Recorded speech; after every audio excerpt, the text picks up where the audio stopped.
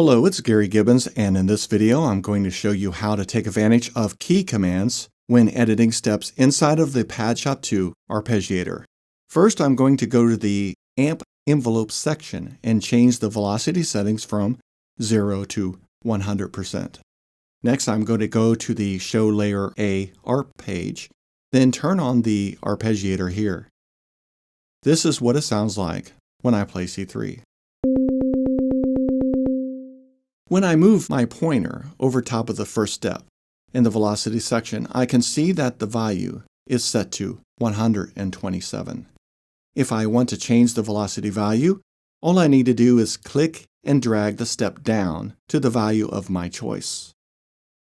If I want to add steps, all I need to do is move my pointer to the number of steps icon here and drag it to the right. Now I have 8 steps. If I want to manually select different velocities for each step, all I need to do is move my pointer over top of a step and click to change the values. If I want to change the gate length of a step, all I need to do is move my pointer over top of the step and drag to the left or to the right. So let's say that I want to reset my steps, fill a gap, or reset the length values. All I need to do is right-click and choose an option. I'm going to select Reset Step and Length to change only one step.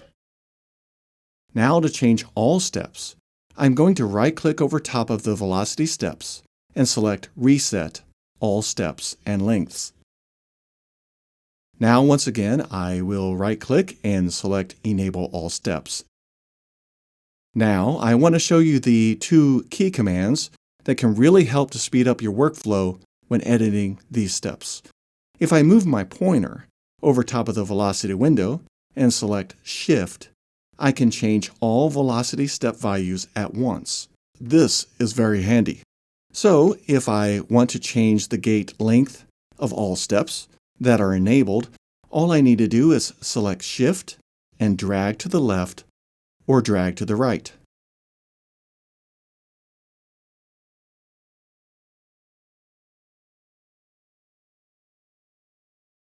I'm going to select Fill All Gaps, then select Reset All Steps and Lengths.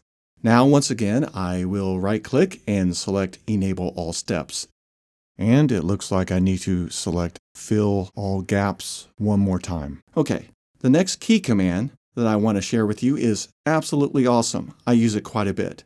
I'm going to move my pointer over top of the first step, then click my Mac Option key and drag to the last step like this.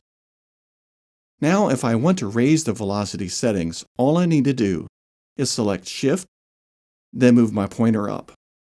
Now, when I move the pointer over top of step 8 and choose the Option key, I can drag to the first step like this.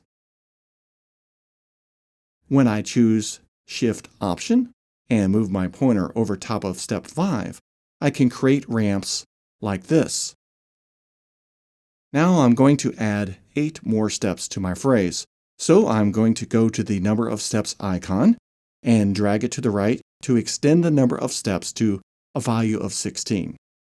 It sounds like this now.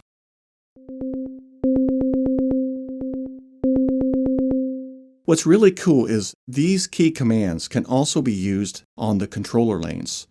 I'm going to go to the controller lane 1, and under the modulation destination, I'm going to add cutoff. Next, I'm going to change the modulation depth value to -85. Okay, I'm going to move step 9's value to 127. Then I'm going to hover my pointer over top of step 9 and select the Option key, then drag my pointer to step 16. Now when I play C3, I can hear that the cutoff is applied to steps 9 through 16.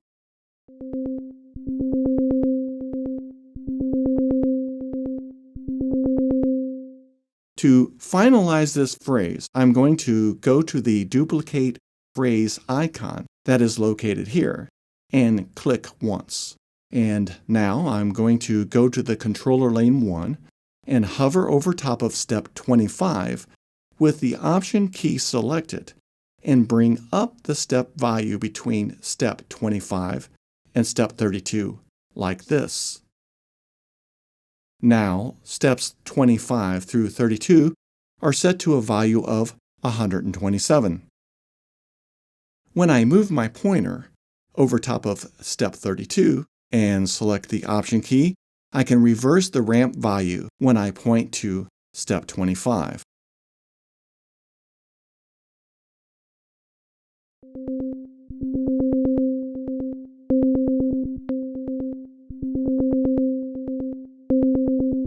Okay, that is how you can use key commands to speed up your workflow and create awesome ARP phrases. Take care. Cheers.